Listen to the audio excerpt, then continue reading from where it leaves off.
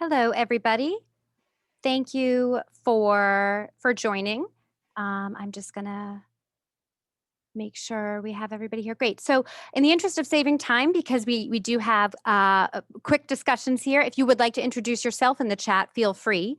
And I am just going to screen share, as Judy mentioned, our first discussion, for which we have about 20 minutes, is on housing needs. And this is really primarily based on things that we heard in our preliminary discussions, which came from a couple of different resources so far.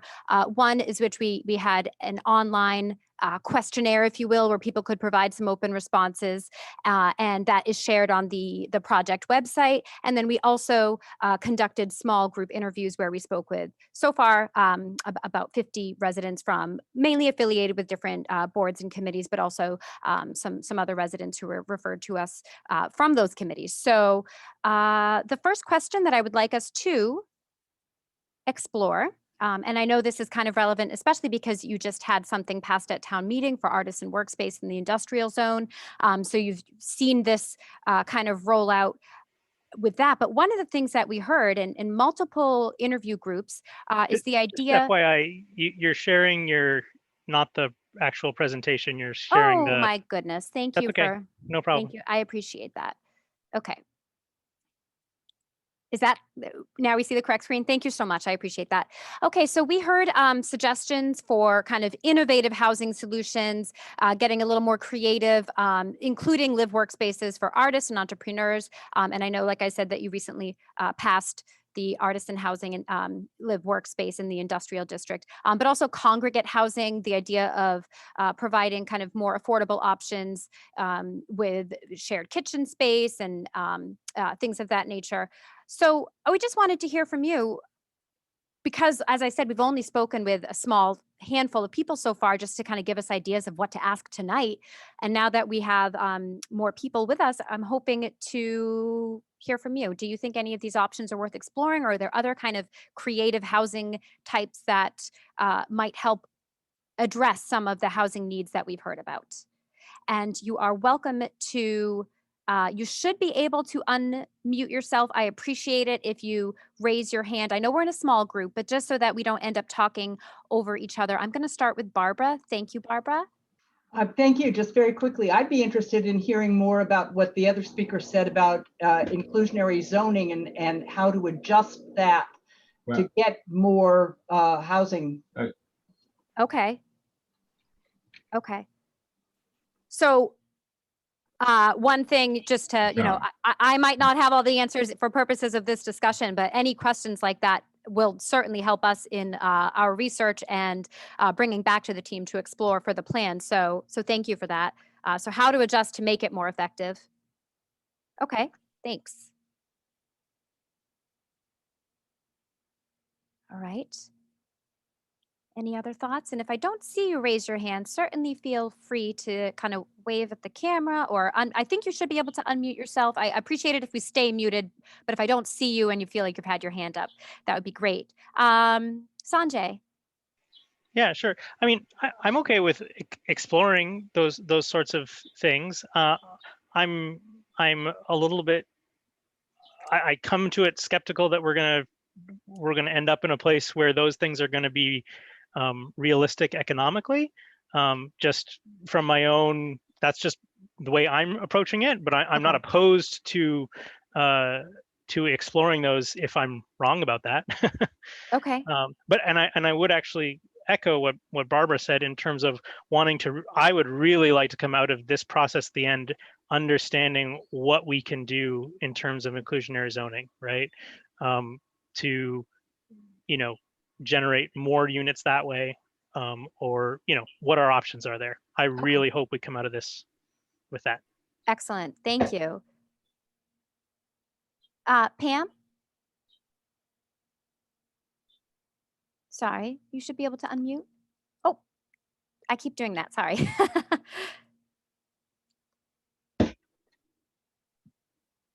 Can you hear me now? Yes.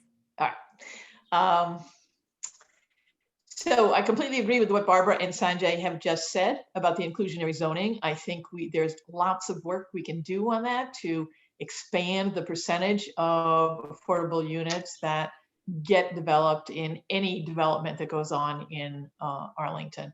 I also think there are lots of other possibilities that ought to be looked into, such as something like tiny homes for the homeless, or yeah, I hear someone else speaking. I'm not Yeah, quite sure what that I is. muted. Yep, thanks. Okay, all right.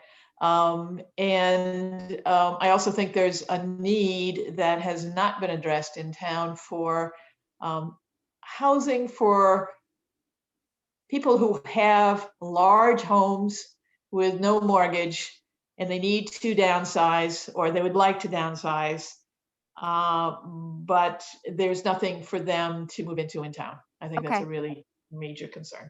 Okay, great. Anything else on this question? And again, please feel free to use the chat. Otherwise, okay, I see Rachel, and then I will probably move on to the next question. Just so I don't see how Hello, I'm that's also gonna trying to really get work. some attention. Can I just make a brief comment? This is Patricia Wooden. Sure, Patricia, sure. Okay, actually, Pam's comments comments are not particularly relevant to the inclusionary housing aspect. I'm sorry, Patricia, I think there's some background noise because you're the only one. Are you in the same room? Okay. Yes, but someone this else was is fine in. at town meeting, so I don't see quite sure what now. I think we have to look at purchasing existing apartment buildings. We have to look at the owners who are getting notice that they will not renew leases, like the Marriotts are doing right now to artists. They're putting out the artists in residence to make more plans for their 40B development. We really have to look at how unfairly some of our renters are being treated. And in addition, yes, we can do some changes to the inclusionary zoning bylaw, like make it relevant to smaller developments like 5 and 4 units, which are now bypassing all inclusionary requirements. Thank you. Okay, thank you. And then before I move on, Rachel, I know you had also had your hand up. So I'll call on you. That's okay. I'll let you, I know we need to keep moving, so that's fine. Okay, all right, thanks. All right, so I know this has been a very discussed topic, but we want to hear more because it did come up in smaller groups as well earlier in this process. To what extent is the community comfortable trading off commercial and industrial uses for residential uses, meaning strictly residential buildings allowed in commercial zones, or allowing mixed use as a viable alternative to that? So just kind of what that trade-off looks like, what the community's comfort level is. And again, I know there's obviously going to be varying opinions, but that's why we're trying to hear from as many people as possible. And thank you, Barbara. I see these comments in the chat. It will all be saved. So thank you. This is great. Definitely use that as well. And to answer Gordon's question, there are going to be 3 breakout groups. We're doing one on needs, one on challenges, and one on opportunities for consensus. So this is our first, and we have a few minutes. Excuse me, how do you put raised hand? I don't see that on my computer. So if you that's actually a good, I don't know if I can even see how, because as I'm a facilitator. Sorry. Okay, that's all right. Now I've raised my hand. Okay, great. So Joanne. Oh, thanks. Well, by the way, what I find conspicuously absent is any discussion of public housing, which we do have in Arlington. And I hope your study will look carefully at that kind of housing. We take in many very low income people. In fact, we have people who've had to leave affordable housing in Arlington to apply at the housing authority because they no longer have enough money to afford the rent in affordable housing. So I'm really hopeful that you can address public housing. We know more or less that the federal government is getting out of the housing business, leaving it to the private sector, which is causing a lot of pressure in building housing and on rents. The second point is, what about gobbling up industrial and commercial space in order to have more residential? And I think we found that out at town meeting, that Arlington has a very small percentage of all of its property in industrial and commercial space. It's not like Cambridge. Cambridge has Kendall Square. The advantage of having more industrial and commercial space is you stabilize taxes, residential taxes. The more that taxes go up, I see it in my own neighborhood, the more people get forced out of their housing. So we're losing moderate income residents to taxes if we cannot find a way to have more industrial and commercial space, at least not to use it up for residential, because that's only going to increase taxes, which affects the diversity, economic diversity of our community. Okay. Thank you, Joanne. I see Adam's hand up. Hi, yeah, thanks. I'd be interested in understanding better what the trade-offs are, particularly in mixed use, which is something that I was very happy to vote for at town meeting. But you know, sort of the ideal case, which is you take the existing stores or renovated new stores and then you put some residential on top. Actually, on a constrained site, such as the one we've seen in Capitol Square, you need to have parking. And I don't know the very latest with the Capitol Square development. There was a hearing I was out of town for, but the initial proposal was basically a first floor that was a garage, and the rest of the stores that were residential, with sort of a facade of very thin commercial space. And it was really replacing, granted, not, you know, the greatest one-story commercial building in the world, with an apartment building. So what kind of opportunities, I'd like to know, are there to do better than that? Or are all the sites really like that when we're talking about mixed use? Okay. All right, thank you, that's helpful. All right, I see Patricia's hand. So Patricia, you can go ahead and unmute. Yes, thank you. The question, I believe, was pertaining to the public's attitude about residential versus business and commercial. I would say that the public is becoming increasingly disturbed by the fact that there is a great deal of evidence of speculation and developers, and for instance, what Arlington has lost in mixed-use development already, several of them with hardly any business whatsoever, like 887 Mass Avenue, where we lost several restaurants and business, and we are getting an apartment building which is in violation, actually, of the town's zoning bylaws. And as regards to 190 Mass Avenue, which I think Mr. Oster referenced, I think the town is becoming more and more aware of the fact that the community is becoming more aware of the fact that the town is not helping to preserve our businesses. For instance, the Greek grocery store there was almost essentially put out of business by the town, allowing a bus stop to be placed in front of it, and no matter how much those people pleaded, they got no help whatsoever from the town planners and manager. And I think that the town is becoming increasingly aware that in order to enrich residential developers, the planning department is willing to sacrifice some very favorite businesses, never mind bringing in hardly anything under the mixed use mantra as regards industrial and restaurant businesses. Thank you. Thank you. Okay, so I'm going to call on Sanjay, and then I am going to advance to the last question so that we don't run out of time. Yeah, sure. I would, in terms of this, you know, I think it's a difficult trade-off, right? Because like you said, we'd like the tax base, but we also need lots more housing. And I would love us to consider things that help us to make it not a trade-off. Like Barbara was just talking about in terms of, right, are there things we can do with parking, right, that allow us to have the commercial and the residential, right? I would love us to consider, you know, things outside of the box to make it not a trade-off, or as little a trade-off as we can. Okay. Thank you. All right. So we've heard many concerns about the housing needs of older adults. Can you help us understand more about the genesis of these needs? And also, are they significantly different than the needs of other types of households? And if so, how?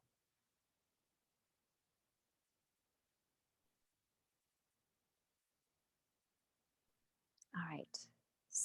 All right. So we have a 2-minute warning. So we'll have as many people answer as they can. And again, please remember that you will be able to provide additional feedback on these very same questions electronically. So Sanjay. So what I've heard from neighbors, right, is the fear that um, they will have their large house that's, you know, mostly paid off or somewhat paid off, and they won't be able to stay long term, and they won't be able to find someplace smaller to go. That's something I've definitely heard from my neighbors closer to that age range. Okay, great. Thank you. Joanne. Oh, thank you. This is a special area of interest to me because I've done research on older adults and seniors, and I taught it at the university. People like to now age in place. So often they can equip their home so they can stay there. But one of the issues is that the taxes keep going up and seniors have limited income once they retire. And so I think that's really very important to keep in mind. What are their particular needs? Also, it's very hard for people to move somewhere else because they have their neighbors who help them. They have nearby stores. They are situated there psychologically. So I get upset when people say seniors are just overhoused and they ought to move and give their house to somebody else. If they desire to move, that's one thing, but I don't think they should be shamed into doing it. It's a home they raise their children. It's important to them. They would like to stay in their neighborhoods. Okay. And I think that recording in progress.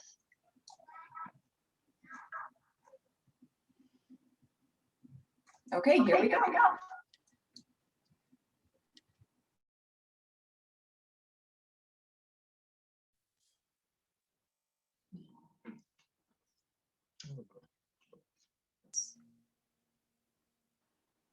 Hello. So I see mostly new faces in front of me. That's great. I see a couple who were in my previous group, and I see some familiar faces also from the interviews we conducted at the end of May. So welcome and hello to everybody who I have not yet met. So in your last group, you were asked to discuss some needs, things that we've heard, things that we've observed. And if you did not feel that you got to say all that you wanted to say, again, at the end of the meeting, we'll be sharing a link with a form to all of these same questions if you have more thoughts. I found the first Google form that we shared very helpful. We had over 200 responses, which was great. It really kind of helps guide our research. So thank you, and apologies if you got cut off in the last meeting. I know some people in my group did, but so if you want to introduce yourself in the chat. Oh, Joanne, I think you were the one in my group who who was speaking. So let me go through this, Joanne, and then we'll come back to. I know you were talking about the importance of seniors shouldn't be forced to move, but having if they choose to, and there's a difference between those two. So I have noted that. And in terms of the challenges, the things that we've heard and learned, I'm going to ask you to stay muted unless you are called on. Please feel free to use the chat. They are being saved, so we'll get additional feedback from there. So this is actually interesting because someone really kind of eloquently discussed this in my previous group, but almost all development in Arlington requires trade-off. Where physically can Arlington best support new housing development or redevelopment? And I would even expand the question to beyond just where, but how. So I will look for raised hands. I see Dawn, and hello, Dawn. I had the pleasure of talking with you during our initial interviews. So hello. Hi. I'm going to throw an out-of-box solution to all this. Where can we develop physically? Winchester and Beaumont country clubs. There's 40 prime acres there that get taxed practically nothing. They get a special tax rate. I pay about as much in every tax quarter as Winchester pays for the entire year for their 40 acres. This is some sort of special gift from the state as far as some kind of conservation land. I can't walk on there because I'm not a member of the club. I can't go there to the club and ask to play on the course because I'm not a member. And when I asked them, can I become a member? Well, no, they don't have an application form. I have to be recommended by a current member. I mean, this is just outrageous in terms of being exclusive, denying diversity, and they're getting a special tax break for it. So let's just put this on the table as a possibility. What can we do to convert those 40 acres, which almost nobody in Arlington can use, and convert that into a good area for housing? Okay. Thank you. And I am going to see if I have any other hands raised.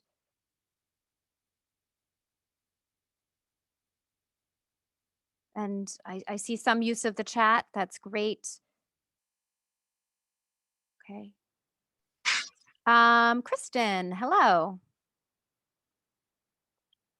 Oh, you're muted still. Can you unmute? Sorry. Kristen Anderson, 12 Upland Road West. I live very close to the Winchester Country Club, and it never occurred to me that we could develop houses there. And I love Don Seltzer's idea, because as somebody who lives just 2 blocks away from the Winchester Country Club, I also am not allowed to walk on the green there. I often walk around it, and I've run around it. It would be, do you know how much space there is there? I do not. There's 40 acres. That's just purely open space and gets a special tax category of practically nothing. 40 acres. And what percentage of Arlington land is that? Do you know? Seems like a lot. Okay. You could put a lot of houses there. I'm very interested in investigating that further. Okay. Thank you. Pam, I saw your hand up. Yes, thank you. I'd like to get back to your question of what are the trade-offs of one of the things that we really need to push on is continuing to change the archaic zoning laws that actually created the economic and racial segregation that we have in housing today, particularly in Arlington, but across the country as well. So I think I would really like to see that continuing to happen. I also think that there would be a wonderful way to create a real push to develop new housing and to have sellers be sort of intrigued and involved in getting old parcels that have been sitting with no activity on them for years, for 20, 30, 40 years, into the actual for sale market in order to create additional housing. I can think of several around town that are just miserable, vacant buildings where something could be developed, whether housing or commercial or mixed use, and they just sit there because the owners aren't doing anything. And right now the town doesn't take action to force the owners to make something happen, whether to clean it up, to tear down the old buildings, or to move on and sell it. Okay. Thank you. Anybody else thoughts on this? We do have 3 questions for this group. So if Where are the other questions? sorry, I'm bringing them up one at a time. So I just wanted to wait before I moved on because we have not used all our allocated time for that question. I just want to make sure we have time for all of them. Okay, how should the town prioritize the use of its housing trust fund and the housing related portion of its CPA funds? Some examples: direct support to the Arlington Housing Authority and nonprofit developers, financing for new construction, purchase of existing buildings to be deed restricted as affordable housing. What are your thoughts on how the Housing Trust Fund should be utilized? And I understand it is recently established in your town. So Gina.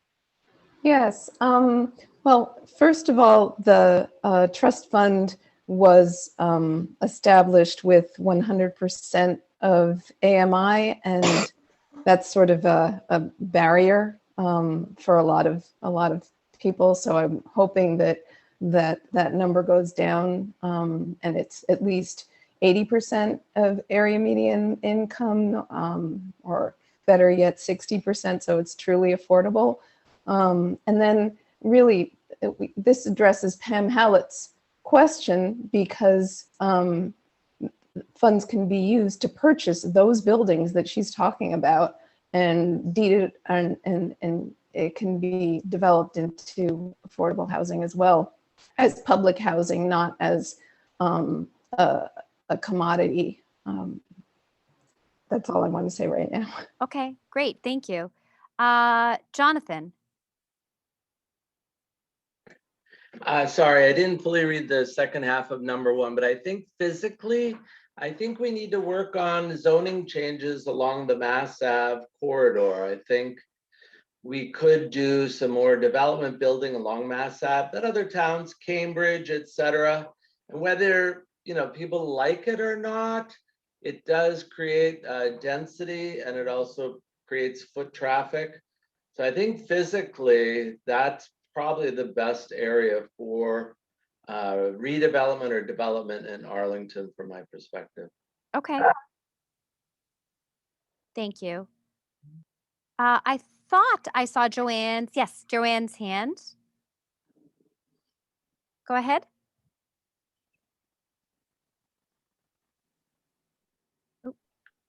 Thank you. Sorry for the delay. That's okay. One important way, and it's been done, I've seen in other towns, including Cambridge, which is a city, to use the Affordable Trust Fund, is to purchase apartment houses and allow the residents over time to form a cooperative building in which they all own a share of it.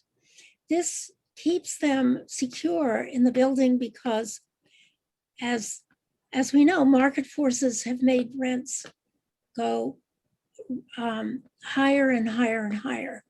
But if they own it cooperatively, that takes out the profit margin of the marketplace, and they just cover expenses. And I've yet to hear anyone, I think some people have thought about that, but they also manage it cooperatively.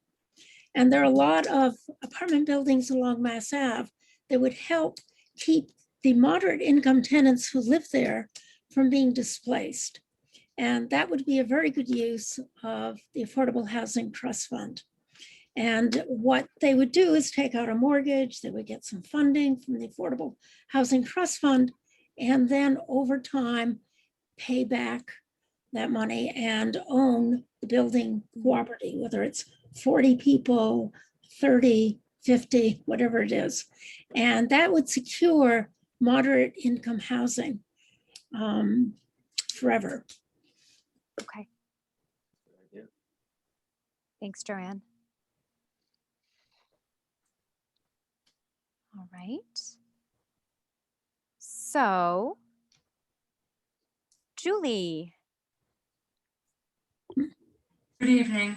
I wanted to sort of agree with Jonathan on the Mass Ave corridor in that for seniors, we see a lot of seniors selling their homes, but they're not ready for assisted living. They're very active. They don't have a house on the Cape perhaps, and they're not going to live with one of their children, but they're very active. So I don't know, active seniors between 65 and 85, let's say.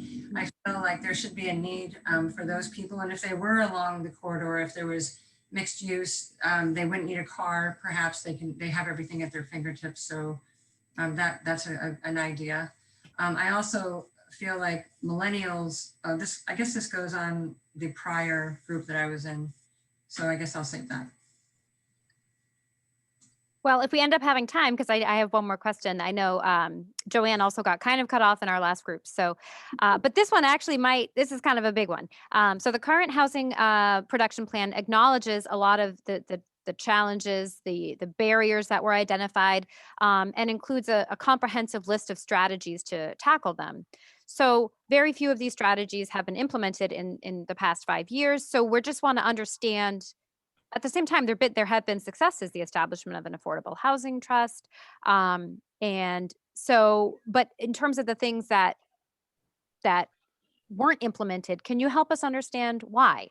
Because part of our task is to review the old housing production plan and see, what was implemented, what was not, and kind of explore what stood in the way. Jonathan.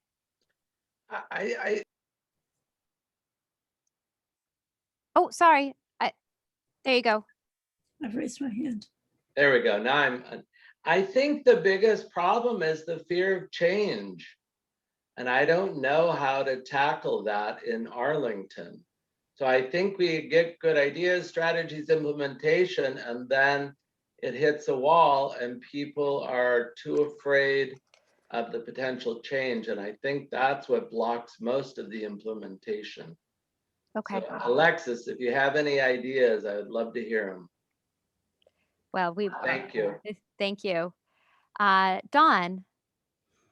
I think the biggest barrier is that Arlington is basically built out.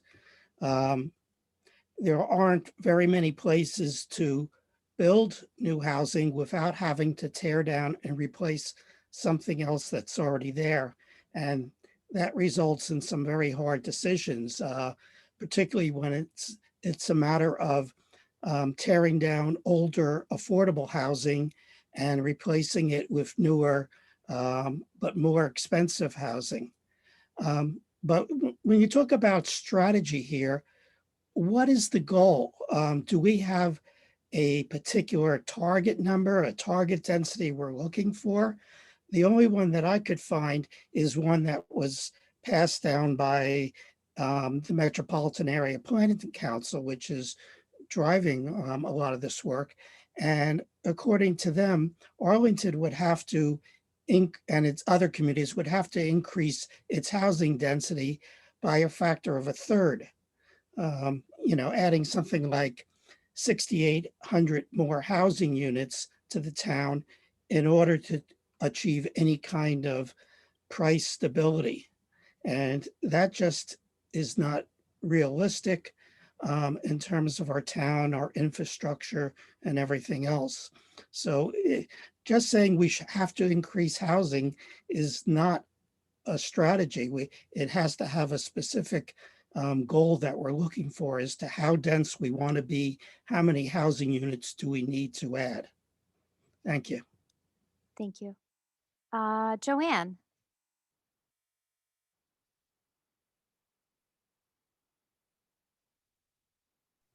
Thank you. Sorry for the delay. Yes, I wanted to address what I've heard people saying, we need housing at every level. Well, I think we have a considerable amount of luxury housing. There is a sort of a problem with people buying single family homes. And I just wanted to throw out the statistic that I got from a real estate company who sent out a lot of a pamphlet with lots of statistics, that over 300 single family homes, this was 2 years ago, are owned by outside investors and are put up for rent. That makes it harder for other people to buy homes. Also, a number of two-family homes have been bought down the street by an investor from New Hampshire. So we have to think about what are some of the pressures. But I also want to say is, if we're talking about housing at all levels, are we thinking about it equally? Do we really want to make a priority for luxury housing? I think the market is taking care of that. I think we have to think of, as in the Arlington Housing Authority, are people who are homeless and have lost their jobs. And it seems to me, with the limited amount of space that we have, those are the people who give economic and actually a lot of racial and ethnic diversity to Arlington. Final breakout group, and then we will come back together after that. So oh my here God. we go. Am I in a, I'm sorry, hi, this is Lori Leahy. I'm Yes. wondering, am I in a breakout room now? You're not. I am about to Okay. move everyone in. Okay.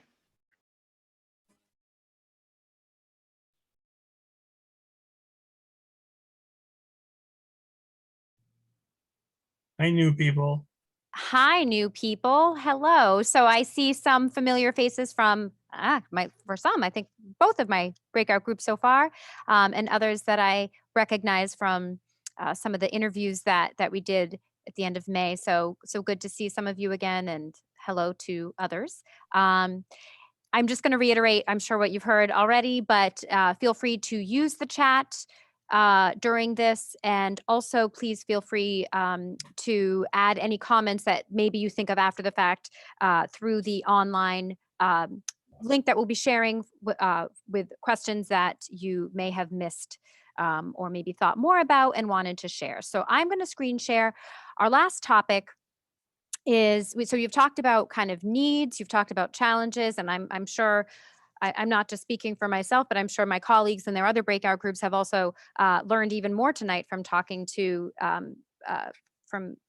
you. And this next one is kind of about opportunities for consensus. So one of the things we'll be looking at in our work is opportunities in general, but we're not at that point yet. Right now, we're still doing the needs analysis, review of existing plans, data research. But one thing that has become clear that I think does need to kind of be at the forefront of this discussion is opportunities for community consensus, community discussion. And so I just wanted to highlight that. So we have a few questions here. What steps do you think would help bring the community together around the provision of affordable housing at all levels? And so when I say all levels for affordable housing, you know, there's 80%, which if you look at income limits, I mean, 80% of AMI is still, I think it shocks a lot of people, and also very low income. So a range of affordable housing. What steps would bring the community together about this topic? What do you think most people agree on? So if we remove all of the areas of disagreement, what, in your perspective, do Arlington residents agree on when it comes to affordable housing?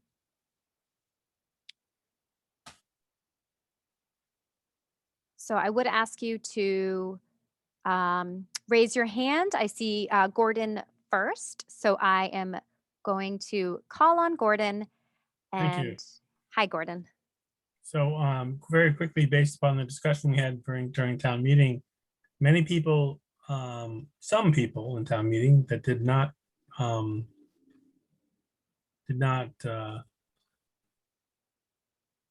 rule, shall we say, based upon the votes of town meeting, would like the level of affordable housing for income to be set lower.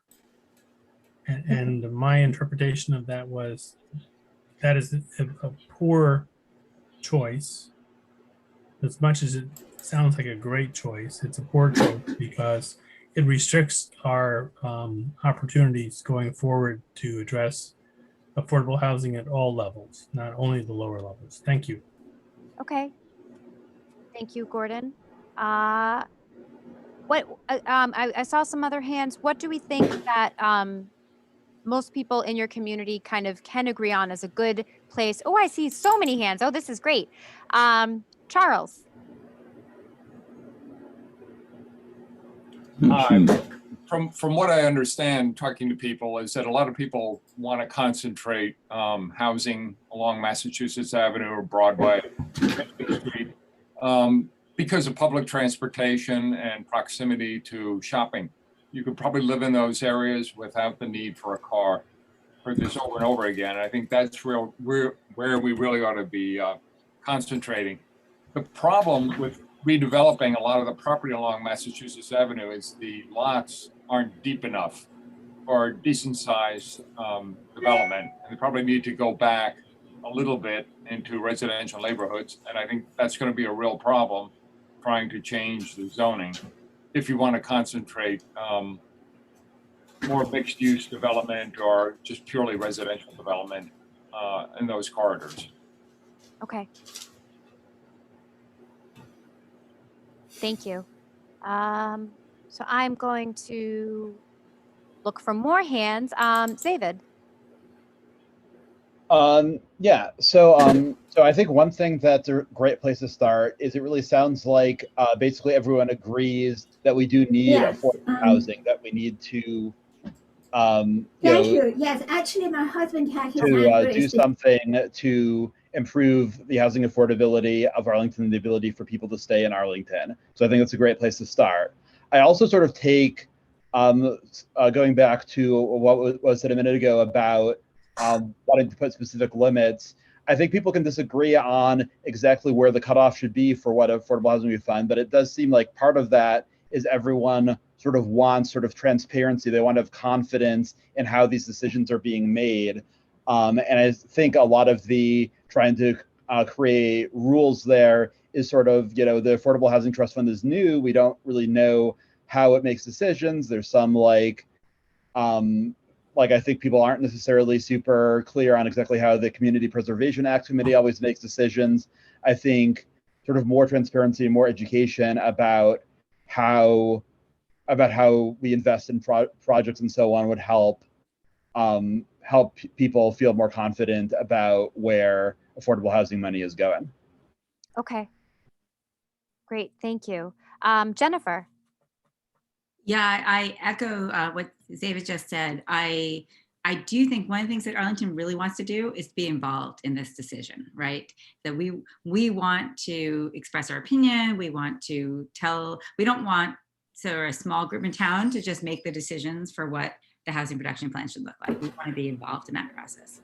I think a shared value is the value of diversity, both economic, racial, generational diversity. I think that many people in Arlington don't realize how much we're losing that right now with the current trends, and that adding housing could potentially mitigate some of that reversal, you know, that we are losing those trends, especially age diversity and economic diversity. Adding smaller units and stuff could help with that. But I think it's a shared value that we value that diversity, and there might be disagreement about how to achieve it. So shared value and diversity, definitely shared value of transparency, openness, being involved in this process, absolutely. The corridor issue is interesting. When I've talked to people about the idea of adding housing sort of a little bit off Mass Avenue, so, you know, the first 5 houses off Mass Avenue could be 3 families, zoned for 3 families.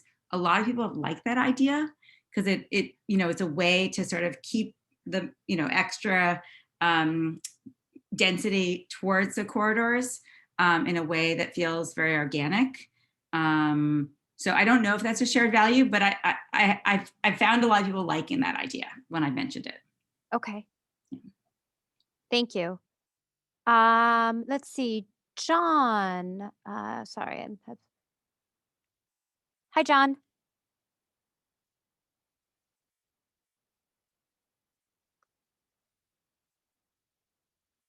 Oh, John, you're still muted. Unmuted myself. There we go. There we are. All right, thank you. Well, I think 2 points. One, everybody likes to talk about affordable housing. Push comes to shove, they really don't want to do anything about it. They really don't give a darn about it. And just look at the recent town meeting. Every article, amendment, substitute motion, whatever, that came up that pushed affordable housing voted down. And people who talk about fighting racism and so on, they thumbs down on affordable housing. Everything that came up. The other, so you talk about a community, a widely shared community value. It's not my value, but it's a minority value that we value affordable housing. The majority of people, at least those in town meeting, voted down against affordable housing. So that's something you got to work on. The other thing I want to point out is this awful bill that was rammed down our throat by the idiots in the legislature and the developer-oriented governor creates in East Arlington, from Route 2 to Mass Avenue and beyond east of Spipon, this transportation quadrant or whatever. Yep. In which they want a high density. It actually, that area already has the building density, exceeds the building density of 15 units per acre, but that's not enough for them. They want to be sure you have multifamily units and a plant, but we don't have to implement that just yet.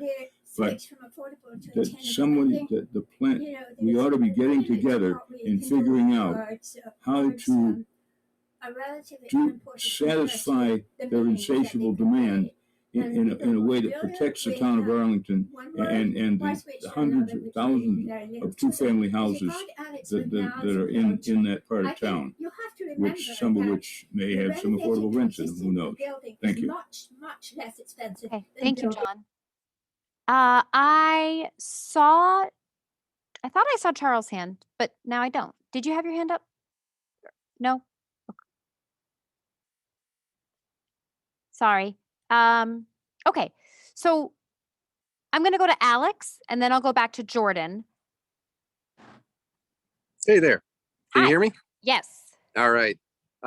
Yeah, so I think I'm just bridging. I don't know if I'm interpreting the last two comments correctly, but again, I think there's a real opportunity here where everyone, or let me say many people, support the concept of diversity.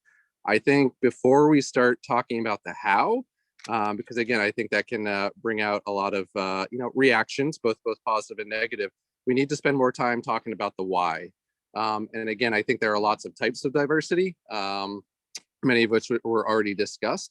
But I think we have to start kind of as a community connecting the dots from, okay, this type of diversity, what does that mean for me in my daily life? I think if we can talk about it in tangible terms, about the benefits and what people perceive as the risks, and try to be as objective and open about that as possible, it's going to really lower the angst around the how. But I don't think we've, as a community, necessarily clarified the why we want diversity. Okay. Thank you. Okay. Gordon?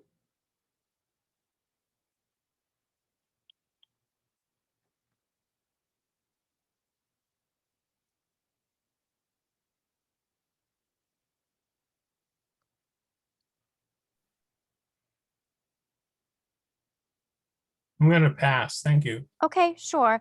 Oops. Guillermo? Thank you.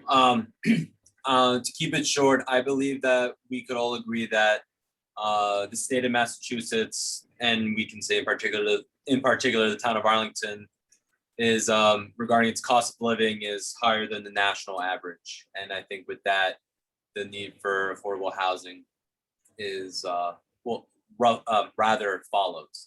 Thank you. Okay, thank you. All right, so this next one, so now we kind of move from those points of consensus. So how can the town balance or address or make sure we listen to all perspectives about housing needs and natural resources protection, and where that discussion comes into conflict?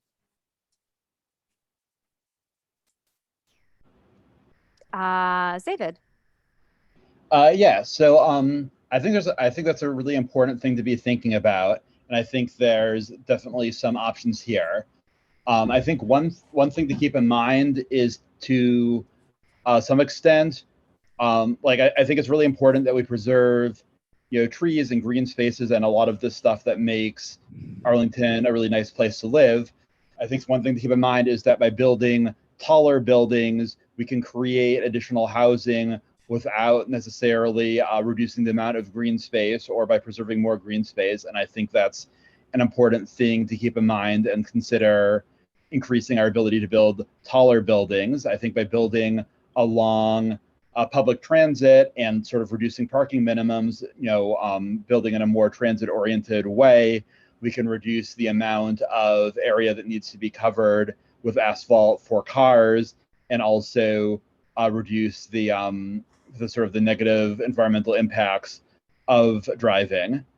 And then I do think that we do need to be sort of mindful just about like our existing wetlands and flooding and so on, and concerns like that when deciding where to build new housing. Okay. Thank you. Jennifer? Yeah, so just being more broad, I think our housing affordability crisis and our environmental emergency are very similar problems in that they're problems that Arlington can't solve by itself, but it's not, in my opinion, morally permissible to do nothing, that we all have to sort of step up and do our part.